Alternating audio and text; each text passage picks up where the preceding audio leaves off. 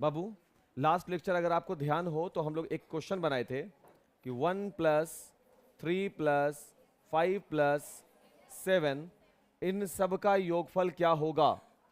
तो इसके लिए जो फॉर्मूला लगाए थे वो था n विषम, बाबू आराम से, संख्याओं का योग, है ना बाबू।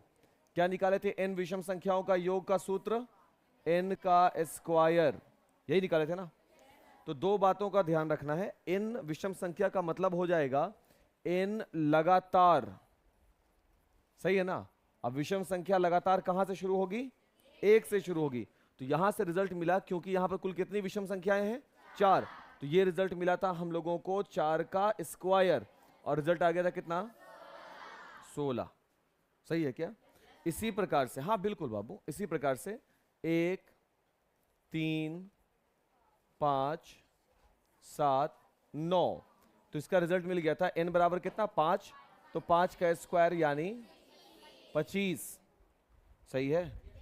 और आगे भी ऐसे ही काम किया, 1 3 5 7 9 और साथ में 11, टोटल हो गए ये 6, और 6 का स्क्वायर 36। अब हम देखो बाबू ध्यान से, पहले योगफल का रूप है, फिर उसको स्क्वायर में दिखा के वर्ग लिख रहे हैं। इसको क्या बोलते हैं? ये क्या बोलते हैं? इसको वर्ग बोलते हैं ना बाबू। वर्गमूल बोलते हैं कि वर्ग बोलते हैं? वर्ग, वर्ग बोलते हैं ऑब्वियसली। अब ये वाला बात यहां पर क्लियर हो गया। अब हम इसको उल्टा बोल रहे हैं। देखो उल्टा क्या बोल रहे हैं। 121 को योगफल, किसके योगफल? विषम संख्याओं के योगफल। 121 को विषम संख्याओं के योगफल के रूप में लिखें। देखो ध्यान से, 121 को कैसे लिखना है? विषम संख्याओं के योगफल के रूप में। यहां पे तो देखो, अगर हमसे कोई बोल दे, देखो बाबू क्वेश्चन उल्टा हो गया, कोई हमको बोले 16 को विषम संख्याओं के योगफल के रूप में लिखो, तो तुम 16 को लिख सकते हो 1 3 5 7, सही है। अगर तुमसे कोई बोले 25 को विषम संख्याओं के योगफल के रूप में लिखो, तुम लिखोगे 1 3 5 7 9। कोई तुमसे बोला 36 को विषम संख्याओं के योगफल के रूप में लिखो, तुम लिखोगे 1 3 5 7 9 11, सही है। कितनी संख्याएं लगानी पड़ी, इस पर भी बात होनी चाहिए। तो ध्यान दो कैसे बनाया जाता है। हम लोग इसका हल कैसे बनाएंगे? उल्टा अप्रोच कर रहे हैं, इसलिए ध्यान रखिएगा। सर 121 को हम बोल सकते हैं 11 का स्क्वायर, सही है। तो जो विषम संख्याएं होंगी ना लगातार, वो 11 संख्याएं होंगी। देखो n का स्क्वायर, यही आया ना, n का स्क्वायर। तो n क्या होती हैं? विषम संख्याएं। देखो ना n क्या होती हैं? सर n जो होती हैं वो लगातार विषम संख्या होती है। तो हम बोल दें कि ये लगातार विषम संख्या है। तो अब हम इसको कैसे लिखेंगे? देखो इसको लिखेंगे 1 + 3 + 5, कितनी संख्या हुई? 3 हुई। उसके बाद 7, उसके बाद कितनी संख्या हुई? उसके बाद कितनी हुई? उसके बाद खत्म। खेला कैसे पता चला? बात समझ में आ रहा है? उसी प्रकार से अगर हमको बोल दे वहीं पर से, लाइक क्वेश्चन दिए, ये क्वेश्चन था एक, चलो एक और क्वेश्चन बना दिया। वो कह रहा है क्या कि 25 को लगातार विषम संख्याओं के योगफल के रूप में लिखो, योगफल के रूप में लिखो। देखो ध्यान से, अब इसको कैसे लिखोगे? तो जवाब देना है क्या? सर 25 को सॉल्यूशन बना रहे हैं, क्या बोलेंगे? सर 25 को हम लिख सकते हैं, तो यहां पर कुल कितनी विषम संख्याएं लेनी होगी? 5। शुरू करें, 1 3 5 7। देखे, तो हम बोले कि बार बार सीधा क्यों, उल्टा भी तो देखा करो। कितनी विषम संख्याओं के योगफल के रूप में होगा? 5। उसी प्रकार से मान लो 49 है, 49 बनेगा ना? बन जाना चाहिए। लिख देते हैं 49 को लगातार विषम संख्याओं के योगफल के रूप में लिखें। यही है ना? अब देखो कैसे लिखेंगे। सर 49 जो होता है वो है 7 का स्क्वायर। इसका मतलब ये हुआ कि n कितना होगा? 7। शुरू करें। 1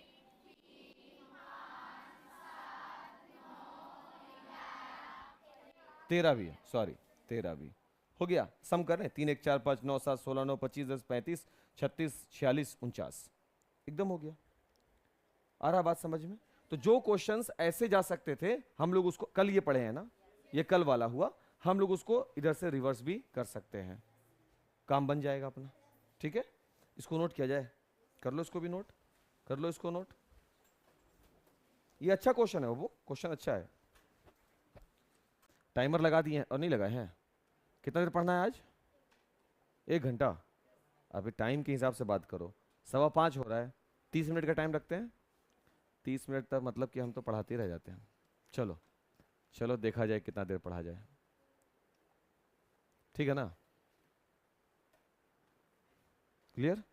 हाँ 30 मिनट पढ़ना है बस। 30 मिनट सिर्फ कॉन्सेंट्रेट करना है और 30 मिनट में कम से कम नया चीज सीख के जाना। जैसे ये एक नया चीज था ना, ये तो कल वाला है।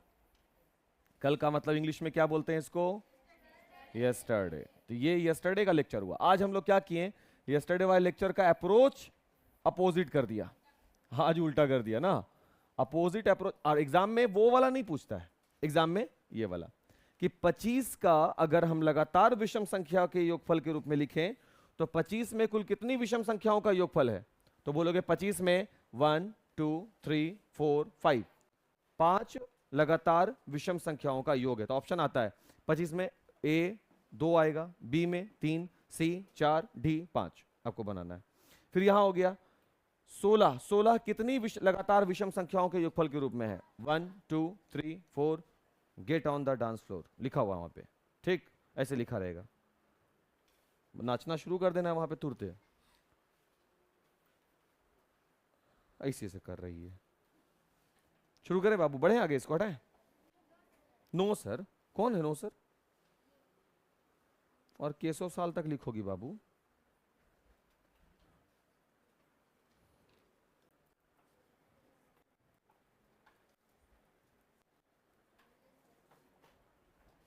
क्वेश्चन लिखोगे।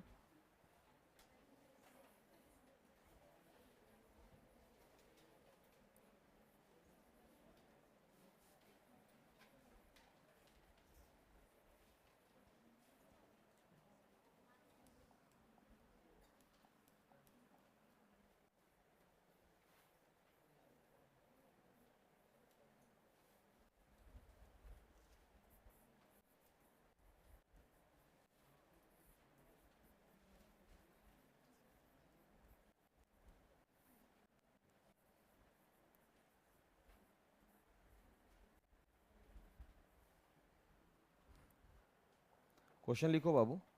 2 तथा 3 के वर्ग के बीच कितनी संख्याएं आती हैं?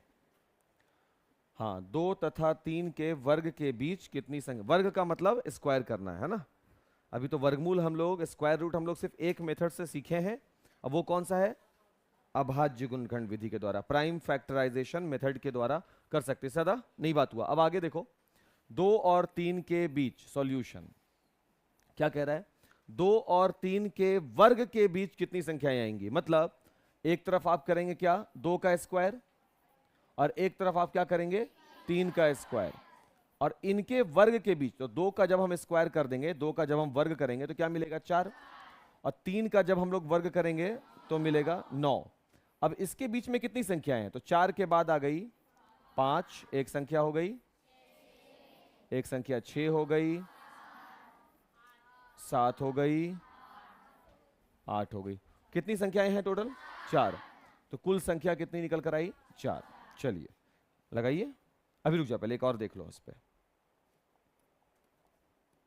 अगला क्वेश्चन इसमें लिख दिया हम यहां पर, 3 तथा 4 के, अभी नोट नहीं करना बाबू, वर्ग के बीच कितनी संख्याएं शामिल हैं?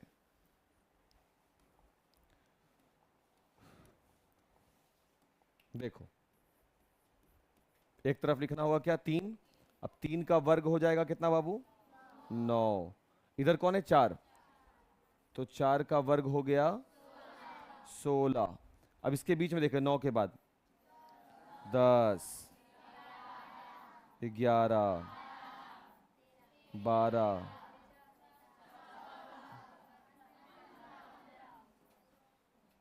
देखो सही है क्या, 10, 11, 12, 13, 14, 15, सही है 16। क्या यार, जब बोला जा रहा है कि 9 यानी 3 का वर्ग और 4 के वर्ग के बीच, तो बीच में कितनी आई, यही ना आई, कितनी संख्या है बाबू टोटल, 1 2 3 4 5 6, 6 आ गई। ठीक है, आसान लग रहा है ना, कितना आसान है। अब इसी क्वेश्चन को हम ऐसे दे देंगे। अब देखो तुम लोग बहुत होशियार हो, तुम लोग को आसान लगने लग जाता है तुरंत, है ना। चलो, तो आसान है तो ये भी बन जाएगा तुमसे, 81 तथा 82 के वर्ग के बीच कितनी संख्याएं शामिल हैं, शामिल है। क्वेश्चन देख लिए, देख लो अभी क्या बन गया 81, तो 81 के लिए क्या करना पड़ेगा बाबू सॉल्यूशन में, 81 का स्क्वायर, एक तरफ क्या लगाना पड़ेगा 82 का स्क्वायर। उसके बाद हम क्या करेंगे, पहले 81 का स्क्वायर निकालेंगे जो यहां लिखाएगा, उसके बाद फिर 82 का स्क्वायर निकालेंगे जो यहां रखाएगा, जो भी आएगा वैल्यू, और फिर दोनों के बीच में काउंट करेंगे टोटल कितनी संख्याएं हैं, ब्ला ब्ला ब्ला। आसान मेथड है ये, आसान लगा कहां से सर, अभी हमको अंततः क्या नोट कर रहे हो, क्या नोट कर रहे हो, यही है बाबू, जाहिल का जाहिल रह गए, सीखने का ये नहीं। अभी हम बोला नोट करने बाबू, तुम अजीब आदमी है। तो इससे हमको ये सीख मिल रहा है कि सर शुरुआत तो सब कुछ सही था, बट आज 81 हुआ है तो कल 181 भी हो सकता है और परसों 981 भी हो सकता है। तो क्या बैठ के सबका स्क्वायर करेंगे, ये सारे क्वेश्चंस ऑब्जेक्टिव्स में पूछे जाते हैं। तो वही जो बुक हम किए ना, उस बुक में हम ये मेंशन कर दिया, इसको हम एक नियम बना दिया। अब वो नियम सुनो ध्यान से, क्या है, अरे यार हेने और होने, देखो रूल्स क्या बनाया, यहां लिख देते हैं रूल्स, नियम। देखो, दो लगातार संख्या, नोटिस करो क्या सब लगातार नहीं है, 2 और 3, 3 और 4, 81 और 82, तो यानी लगातार संख्या होनी चाहिए। दो लगातार संख्या, कौन लगातार, n तथा n+1। देखो पहली संख्या कौन, n, और दूसरी संख्या n+1, यानी पहली संख्या n बराबर कौन 2, तो n+1 कौन हो जाएगा 2+1 यानी 3। तो लगातार संख्याओं को ऐसे लिखा जाता है। याद करो हम लोग जब पढ़ रहे थे कौन सा वाला, रैखिक समीकरण, x वगैरह वाला, चर मान वाला, तो वहां पे था संख्या, लगातार संख्या का x, x+1, x+2। तो अगर पहली संख्या n हो तो उसके जस्ट बाद कौन होगी, n+1। अगर पहली संख्या 3 है तो इसके जस्ट बाद कौन होगा 4। कैसे मालूम, सर उसमें एक जोड़ देंगे तो मिल जाएगा, तो n में एक जोड़ दिया।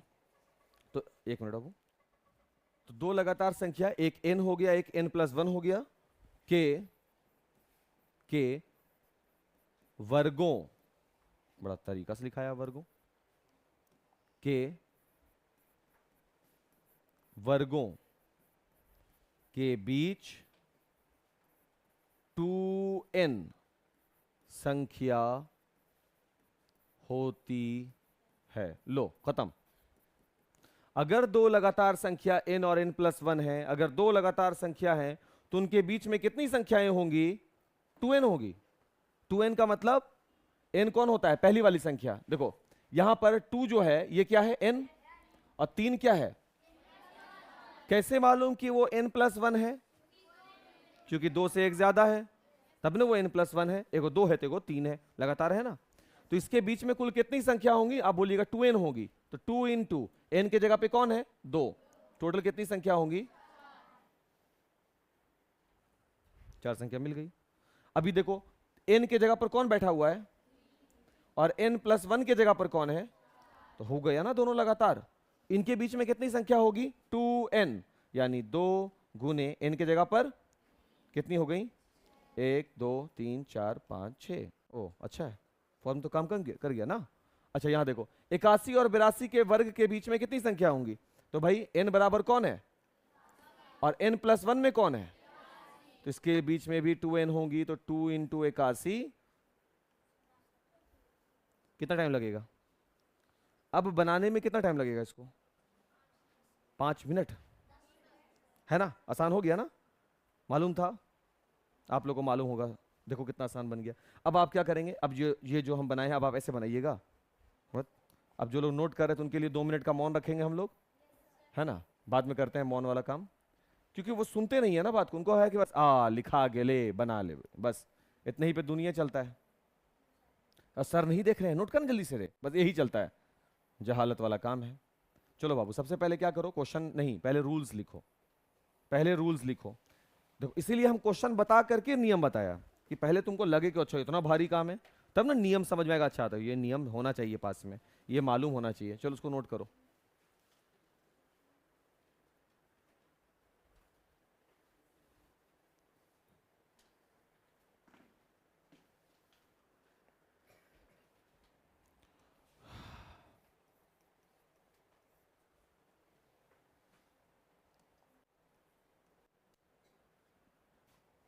अब तीनों बना लीजिए, तीनों को बनाने का तरीका हम को बता दें क्या, तरीका को बता देना चाहिए, सही रहेगा। चलो भाई कलर चेंज करके, n बराबर कौन हो गया 2 और n+1 कौन हो गया 3, इसलिए इनके बीच, बोले सर नहीं दिख रहा, हम बस कलर बदल रहे थे, 2n होगा तो 2 गुने n की जगह पर 4, इस तरह से आप पूरा बना लीजिए। बनाओ ने, नहीं समझ मारा, फिर से बताएं, नहीं तो सही पूछ लेना है तुरते, आज बता रहे हैं, आज पूछ लेना है हमसे, कल नहीं मौका मिलेगा फिर, पूछो, अरे पूछो, अरे पूछो, हाँ पूछो, मेलोडी इतनी चॉकलेटी क्यों होती है, क्या बाबू, हाँ देखो कौन बोला, जवाब दिया, कौन जवाब दिया, मेलोडी खाओ, हाँ सही बोल रहे, अंबेडकर जी हैं होशियार।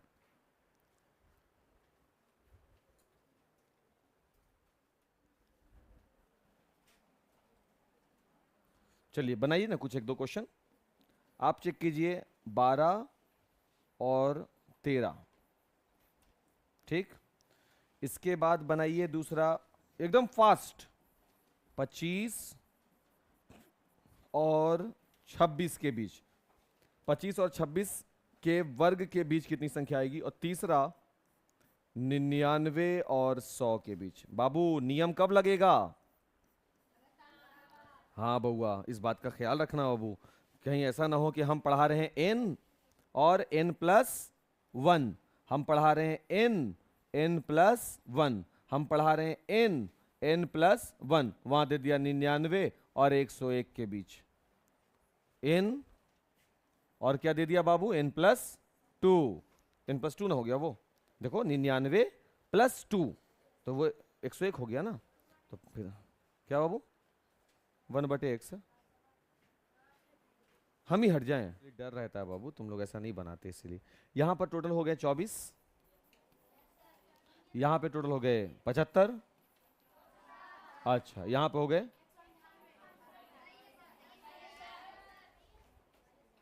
अतः 12 के वर्ग अर्थात 12 का वर्ग हो और 13 का वर्ग हो, उनके बीच कुल कितनी संख्या होगी 24। उसी प्रकार से बाबू अगर 25 का स्क्वायर कर दें और 26 का स्क्वायर कर दें तो उनके बीच में कुल कितनी संख्या बैठी हुई होगी 50। उसी तरह से बाबू अगर 99 का स्क्वायर कर दें और 100 का स्क्वायर कर दें तो इनके बीच में कुल कितनी संख्याएं आएंगी, वाह 198। कितना अच्छा मैथ है ये ना, बिना बनाए काफी बड़ा बड़ा रिजल्ट दे रहा है। प्रश्न लिखो बाबू, पाइथागोरस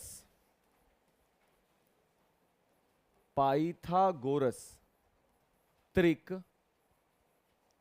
लिखिए जिसका एक पद 6 है। क्वेश्चन पे लिखो, पाइथागोरस त्रिक लिखिए जिसका एक पद क्या है? 6 है।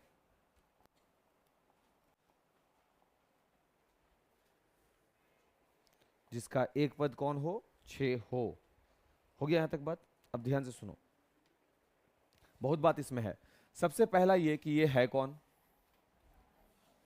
है ना? ये बंदा सर, इसके बारे में थोड़ा बताओ। पाइथागोरस, देखो बाबू, मैथमेटिशियन गणितज्ञ ये थे पाइथागोरस, जिन्होंने सबसे इंपॉर्टेंट चीज आपको दिया था वो था समकोण त्रिभुज के रिलेटेड संबंध। किसके रिलेटेड? समकोण त्रिभुज की भुजाओं के मध्य संबंध। अब भुजाओं के मध्य संबंध का क्या मतलब हुआ? ये समकोण त्रिभुज में ये कितना होता है? कोण 90। ये कोण है, भुजा नहीं है, लेकिन 90 डिग्री के जस्ट सामने जो भुजा होती है ना, उसको बोलते हैं कर्ण। सही है? और यहां पर ये जो भुजा है, नाम देते हैं भाई ए बी, इसको हम लोग बोल रहे हैं लंब, और जो बीसी बना वो है आधार, बेस, परपेंडिकुलर, हाइपोटेन्यूज। अब देखो यहां पर एसी जो है, एसी क्या बन रहा है? कर्ण बन गया, भुजा। और ये कर्ण जो होता है किसी भी समकोण त्रिभुज की, किसी भी समकोण त्रिभुज, समकोण त्रिभुज का मतलब जिसका एक कोण 90 डिग्री हो, किसी भी समकोण त्रिभुज की सबसे बड़ी भुजा होती है। देखो ये पहला जानकारी मिला। समकोण त्रिभुज किसे कहते हैं? सर ये ऐसे त्रिभुज होते हैं जिसका एक कोण 90 डिग्री होता है। वैसा त्रिभुज जिसका एक कोण 90 डिग्री हो उसको हम लोग क्या नाम से पुकारते हैं? समकोण त्रिभुज। कंडीशन तय हो गया बात, एक चीज। दूसरा, किसी भी समकोण त्रिभुज में जो सबसे बड़ी भुजा होती है उसको क्या बोलते हैं? उसको कर्ण पुकारते हैं। सर कर्ण कौन सी वाली भुजा होगी समकोण त्रिभुज में? हम नहीं पहचान पा रहे हैं। पहचानने का तरीका, 90 डिग्री वाले कोण के जस्ट सामने जो भुजा होगी वो कर्ण होगी। सही है बात? ध्यान रहेगा ये चीज? ठीक है। और बाकी जो दो भुजा है, एक है ए बी, ये भाई है लंब, और एक भुजा है बीसी, ये क्या है? आधार। और ये दोनों कर्ण से छोटी भुजा होती है। इन्हीं तीनों भुजा, त्रिभुज में तीन ही भुजा होती है, इन्हीं तीनों भुजाओं के बीच में संबंध बताए थे कौन? पाइथागोरस। क्या संबंध बताए थे? एक मिनट बाबू,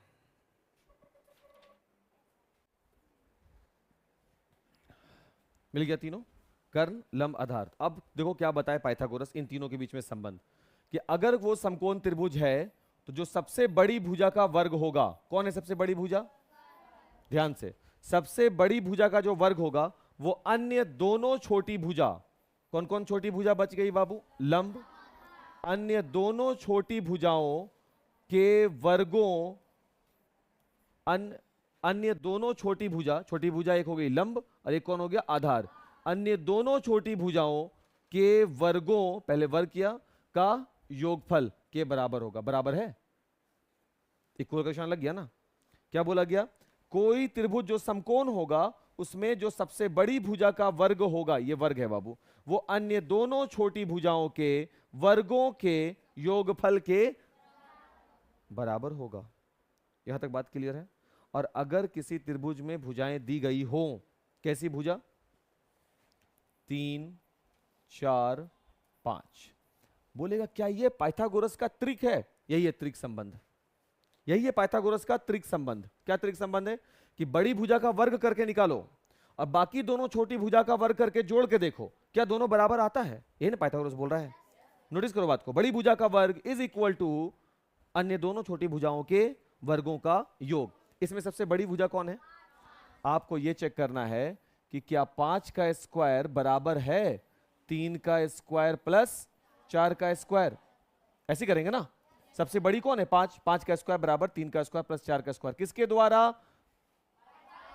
यस, 5 का स्क्वायर, 3 का स्क्वायर, 4 का स्क्वायर, इधर से 25 और इधर से 25 लिखेंगे। अतः कौन आता? 3 4 5। क्या कर दिए? अबे डरा दिया हमको। अच्छा टाइम खत्म हो गया बट कोई बात नहीं, 5 मिनट दो ना। अतः 3 4 5 क्या है?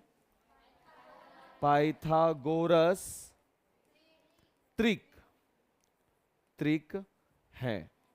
क्यों पाइथागोरस त्रिक है?